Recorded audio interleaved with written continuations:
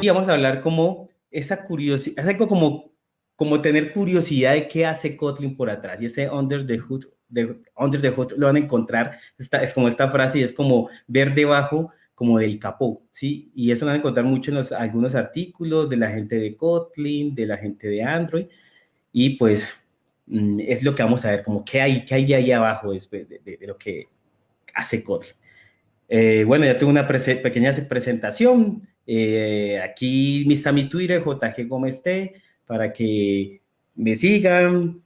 Comparto en mi Twitter muchos temas de tecnología, eventos como este u otros eventos, así que pues está disponible ahí mi Twitter, JG Gómez T, y listo. Entonces pasemos ya directo a lo que vinimos. Otra vez una pregunta antes de empezar ahí con respecto a lo que vamos a ver ya código es, ¿por qué saber lo que Kotlin genera? ¿Qué saber lo que hay debajo de ese capó, como dice? O sea, ¿qué hay debajo ahí de Kotlin? Pues uno, de entender mejor el lenguaje. También tener código sin overheads. A veces Kotlin hace lo posible tomar la mejor decisión, pero pues como tiene que generar un bytecode, pues tiene que de pronto como ceñirse a algunas reglas y demás. Entonces a veces tiene que hacer cosas que pueden que ocasionen overhead y lo vamos a ver. Temas de cuando tenemos funciones de orden superior y demás puede ocasionar overhead y esto pues puede generar que nuestra memoria se ocupe y tengamos problemas de rendimiento. También, pues podemos, precisamente si conocemos esto, podemos mejorar temas de rendimiento, mejorar, sí, más que todo temas de rendimiento, de pronto mantenibilidad, legibilidad, ya lo tenemos con Kotlin, pero vamos también a ver algo de curiosidades, cómo Kotlin hace esto, si es que antes lo hacía de esta forma, pero Kotlin me lo facilita, que es lo que llaman y escucharán esta palabra como syntactic sugar, y es como una sintaxis azucarada, ¿sí? Y es como hacerlo, como dice, dulce, o sea, fácil, pero que al final el compilador hace varias cosas para que sea fácil. Entonces, ver esto, qué es lo que está Kotlin haciendo para mermar ese boilerplate, mermar esa verbosidad que tenemos con algunos otros lenguajes, ¿no? Y también mejorar tiempos de compilación. Si entendemos también, podemos saber qué hacer en su momento, qué usar, qué no, y podríamos mejorar los tiempos de compilación.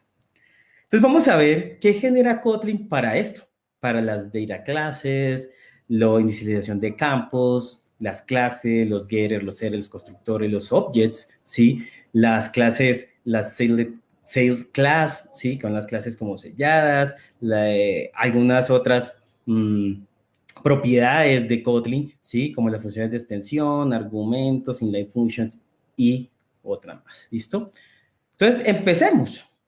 Y vamos a empezar con esta maravilla. Yo sé que muchos la usan y es algo que nos llevó a de pronto a usar Kotlin y a ser muy, y amar mucho a Kotlin, ¿sí?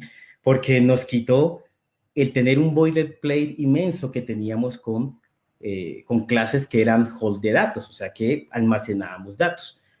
Y Kotlin nos facilitó con esto, colocando un data class, user, ¿sí? Y pues declarando los parámetros. Pero, ¿qué hace esto por atrás? ¿Qué nos genera esto? Además, en mi experiencia me ha pasado que como los data class son objetos de datos, los puede usar como entidades. Entidades de dominio, entidades para la base de datos y si ya programas con algo de pronto de backend, que hay muchas librerías pues en Java y que las tienes que usar, pues vas a encontrar que tienes algunos problemas de interoperabilidad y de pronto no entiendes el por qué y pues eso es por eso, por un lado, entender lo que pasa ahí abajo, ¿no? Entonces, empecemos con esto. Entonces, declaremos una data class, ¿sí? Y esta data class, como vimos en el ejemplo, le colocamos user y colocamos un atributo de valName. Listo. Y coloquemos otro, ¿sí? Para llenar esto aquí, que he hecho escribir para que me... Pues, que Pues acá es rápido la charla, ¿sí? Y entonces aquí el string y digamos, pongamos una lista para que también veamos, Que ¿no? tienes 3 horas, Y acuérdate. sí, por eso voy a escribir aquí lo que más pueda. Voy a escribir una clase como de 20 parámetros y así me tomo el tiempo ahí, ¿no? Listo. Entonces tenemos nuestra clase que es una data class. Y esto es una maravilla. Decimos, chéverísimo, ya no necesitamos tener esos métodos get y set, ¿sí? Y generar todo lo que necesitamos generar en una clase. Miremos a ver qué en verdad nos genera. Pero antes de llegar allá, también quiero hablarles un poquito del uso, ¿sí? Y de pronto a cosas que a veces se nos olvida al usar las diferentes, pues, propiedades del lenguaje, como en este caso data class. Entonces, digamos, data class no permite, ¿sí? Que no tengamos un, ¿sí? Un val o un bar. Tenemos que tener un val, un bar. ¿Y por qué? Te preguntarás, ¿has preguntado alguna vez por qué? O sea, a veces uno como que, bueno, ¿y por qué? Pero si yo declaro una clase, que la vamos a ver más adelantico, ¿sí? Sí me permite hacer eso. Si yo declaro una clase y le coloco aquí, yo qué sé, user2 y coloco aquí también name de tipo string, ¿sí? Sí puedo, pero ¿por qué aquí sí puedo y por qué acá no puedo? O sea, me parece como algo como, como, como raro, ¿no? ¿Sí? Entonces, ¿por qué será? Ahora vamos a ver al de compilar, ¿sí? Ahora, estas clases, yo podría tener otra clase, ¿sí? Y extender de user. O sea, miremos a ver si yo puedo extender de user. Y tengo aquí, y supongamos tengo todo esto, pero miremos aquí, ¿sí? Que si sale qué error.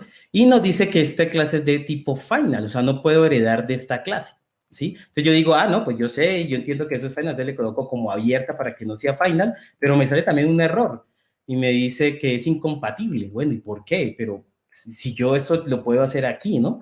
Entonces yo llego aquí y esto sí me lo permite, pero ¿por qué en una data class no? ¿No? O una clase de datos. Entonces ahí es donde pues a veces es bueno preguntarse y decir, bueno, ¿por qué? No, sigamos desarrollando como es y ya, pero pues la curiosidad es interesante y pues aprendemos a manejar de pronto mejor el lenguaje, ¿no? Entonces, vamos a ver qué hace esto, porque para resolver esas incógnitas. Entonces, podemos venir aquí a Tools y en Kotlin vamos aquí a mostrar el bytecode generado. Y este es el bytecode, ¿sí? Muy fácil de entender. Ustedes ven aquí, hago el hola, sencillo, después ustedes hacen el L1 y colocan aquí a un registro y después llegan acá, sencillos, muy fácil. Debemos de programar de esta forma, ¿no? Pero bueno, nos gusta lo fácil. Entonces, aquí venimos, ¿sí? Y vemos esto. Vemos que aquí nos decompiló eso y nos lo tiene en Java. Y miremos qué hizo él para esta data class. Entonces vemos aquí que está la data class user y miren que está final, ¿sí? El compilador se encarga de que esto no se pueda, ¿sí? Ser abierta. Entonces tener eso claro, ¿no? El compilador es uno de los que encarga de no hacer ese tipo de cosas. Pero miren que nosotros declaramos nuestro name, last name y phone numbers y miren que tenemos mágicamente los métodos get. O sea, ya tenemos los métodos get de esto, ¿sí? Y los métodos set, no tenemos ningún método set, ¿no? ¿Por qué? Porque hemos definido que estas variables son inmutables, o sea, son val. Entonces, por eso él me generó solo unos métodos get, ¿listo? Pero, ¿por qué era el error que si yo no le coloco esto, pues me sale error? Y ahora la vamos a ver con un class y la vamos a ver mejor, y es porque él es como es una clase hold de datos, pues necesita sí o sí generar el método get y el método get mínimo, ¿sí? Si ya es var, pues generaría, coloquémoslo así, y va a generar el método get y set para ese atributo. Entonces, si vamos de nuevo, vamos a ver acá que el name ya tiene un método set, ¿sí? Entonces, el propósito es un hold de datos y como hold de datos, pues me va a generar los get y los set. Así que el compilador se encarga de decir, pues si el propósito es un hold de datos, tienes que crear un val, un var. Porque si no voy a generar un método get o un método set, dependiendo si es var. Entonces, ahí es donde va como el por qué, ¿no? O sea, listo, es porque es un hold de datos. O sea, si yo quiero un hold de datos, pues uso esto. No voy a usar una clase normal, ¿listo? Para eso el compilador optimiza y hace lo necesario para que se cumpla esa misión. Ahora, también vemos que tenemos un constructor, ¿listo? El constructor pues tiene todos los parámetros. Al final esto es una clase que yo podría tener aquí una función, ¿sí? Y colocar aquí una función y colocar aquí, yo qué sé, print los datos, cualquier cosa, ¿no? Y entonces aquí podría colocar algo y ya. Yo podría crear esto y lo puedo hacer tranquilamente y lo he visto en código. Sin embargo, en algunas prácticas nos dicen que esto pues en verdad no lo hagamos. Se puede hacer, ¿sí? Pero algunas prácticas de elegibilidad, mantenibilidad, es mejor tener la data class más limpia y crear más bien un método de extensión para esta data class, ¿sí? Estoy de acuerdo y no, más por mantenibilidad, pero por abajo, vamos a ver que cuando veamos las funciones de extensión, genera un nuevo archivo. Así que si yo hago muchos métodos de extensión, al final va a generar mucho archivo y más código que el que generaría si yo hago esto. ¿En qué me afecta? Compilación en tiempos, ¿sí? En almacenamiento, cosas así podría afectarme en algunos casos, ¿no? Entonces, aquí veo que tenemos el user y vemos que tenemos el constructor, ¿sí? Y miren que por acá debió quedar ese método que agregué. Por ahí debe estar, ¿sí? Se perdió, pero por ahí debe estar, ¿no? Fue un print, bueno, por ahí debe estar, pero allá lo vamos. Ahora, es que no, creo que este no es, es el problema de tener tantas cosas aquí abiertas, ¿no? Vamos a ver otra vez, decompilemos esto y vamos a ver acá, ¿no? Get name, get last name, print, ¿no? Entonces, vemos que nos genera y nos adiciona ese método. Ahora, algo que también nos ayuda a la data class es que nos genera unos métodos auxiliares que son importantes en un hold de datos, en una clase como estas, como el método toString. El método toString, en el cual imprime como los datos de ese objeto, pues ya lo crea, si ustedes lo ven aquí. También el método de hashcode, en el cual pues saca un método, un número único a partir de todas sus variables, lo multiplica ahí, hace algún cálculo para obtener ese número único, pues también lo tenemos ya listo, ya creado, no tenemos que hacer nada. Y el método equals, que compara cada uno de los atributos. O sea, no nos está comparando la instancia ni nada de eso, sino los atributos y ya lo tenemos listo. O sea, no tenemos que hacer nada más. Pero además me genera otro método importante, como es el copy, en el cual el copy pues, nos permite poder copiar ese objeto creando otra instancia, pero podemos mantener alguno de los datos o cambiar alguno de los datos, ¿sí? Entonces, podemos crear una copia de este usuario, de un objeto. Entonces, digamos, si yo digo aquí user y coloco aquí Juan, coloco aquí Gómez, coloco aquí Adres Guanajuato y coloco acá una lista, ¿no?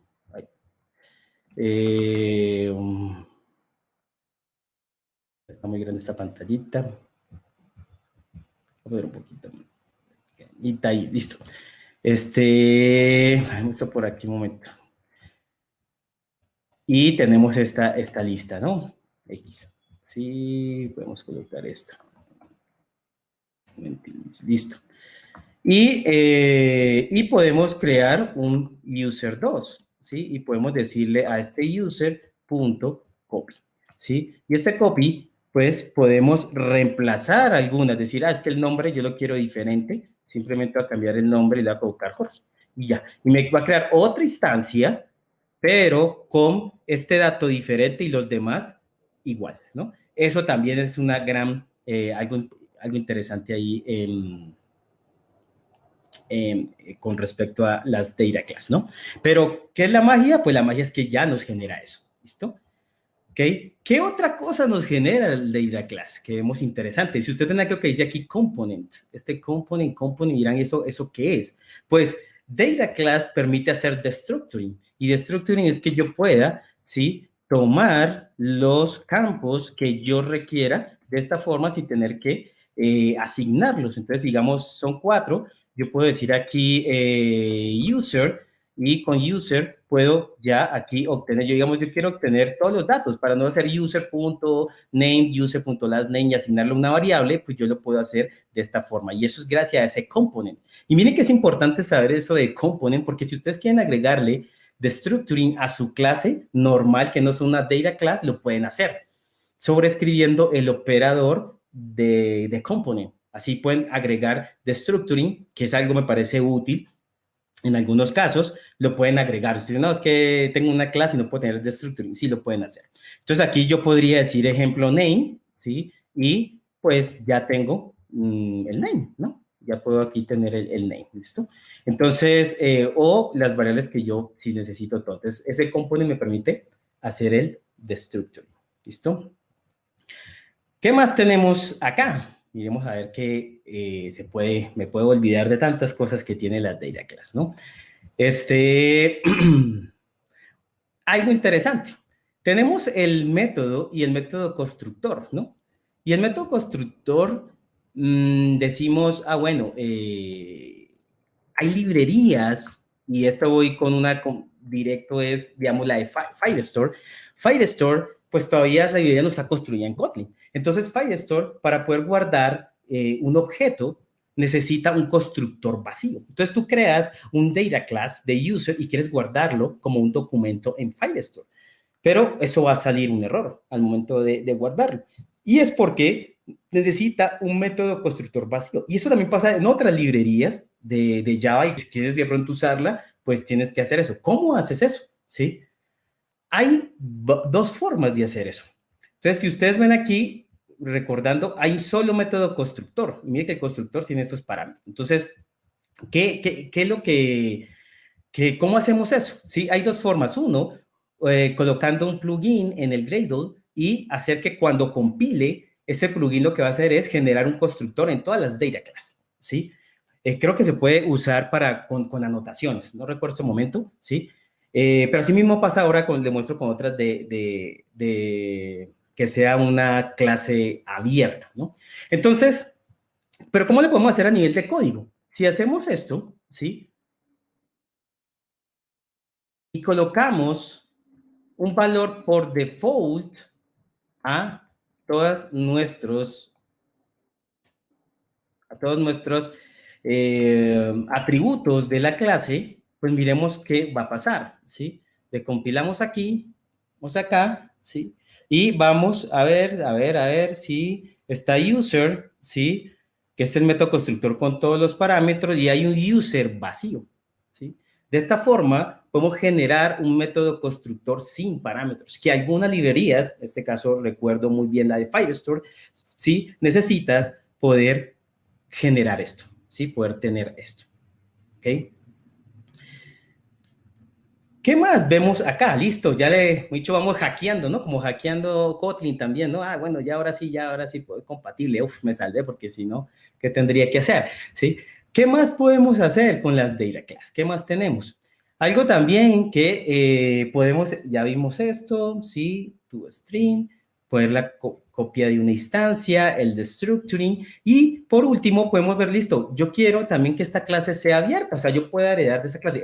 Las data class pueden heredar de otra clase, pueden implementar una interfaz, ¿sí? Pero nadie puede heredar de una data class porque es final, es cerrada. ¿Cómo hago para evitar eso? Y recuerdo un caso con una librería de JPA, una librería de Java para poder guardar en una base de datos, pues estas librerías necesitan que estas clases sean abiertas. O también en algunas librerías para crear mocks, ¿sí? También si vamos a moquear de pronto una data class o algo, también necesita de pronto que sea abierta. Entonces, ¿cómo haces eso? Pues existe un plugin que se coloca en el Gradle. No lo voy a hacer porque me voy a demorar un poquito más, pero bueno, yo sé que son 3 horas, pero bueno, pero se puede hacer y es agregar esta dependencia, este plugin, ¿sí? Agregar este class path y agregar el plugin y luego definir un annotation. Entonces, el annotation tú lo defines y dices, digamos, yo quiero una annotation class que diga, estas son para testing, ¿sí? Y entonces tienes que definir el alcance de esa anotación, o sea, cuál es el target. Entonces dices @ target, ¿sí? Y colocas annotation, ¿no? Annotation, que sirva esta annotation solo para las clases. Así que yo puedo decir a este, ahora, arroba, ¿sí? Voy a colocar este aquí, arroba testing, ¿sí? Entonces, ¿qué es lo que va a pasar el plugin? El plugin lo que va a hacer, si yo necesito alguna de estas clases, que estas clases necesito que sean, no sean final, sino que sean abiertas para poder heredar, porque alguna librería lo requiere, lo necesita, coloco el plugin y el plugin me habilita este bloque, que es cuáles quiero que él procese y que las coloque como abiertas. Entonces, lo que hago es colocar la anotación que yo quiero que las clases que tengan, las data class que tengan esa anotación, pues sean abiertas. Entonces yo ya creé mi anotación y la coloco. Así, de forma de código, puedo ver que esta clase está siendo abierta para nivel de pruebas, ¿sí? Y también el compilador solo va a poner esas clases abiertas, las que tengan esa anotación. ¿Sí? Entonces, de esta forma, podemos tener las clases abiertas. Como digo, una sube problema con una librería de JPA para almacenar datos, entities y esto. Si ya usan una librería propia con Kotlin, no se van a evitar estos problemas, pero a veces hay que interoperar con otras librerías. Entonces, de esta forma, podemos dejar esta clase abierta. ¿Listo? Entonces, ahí ya saben algo más de las data class para que puedan aplicar en el día a día si lo requieren, algún problema, pues ya saben, ¿no?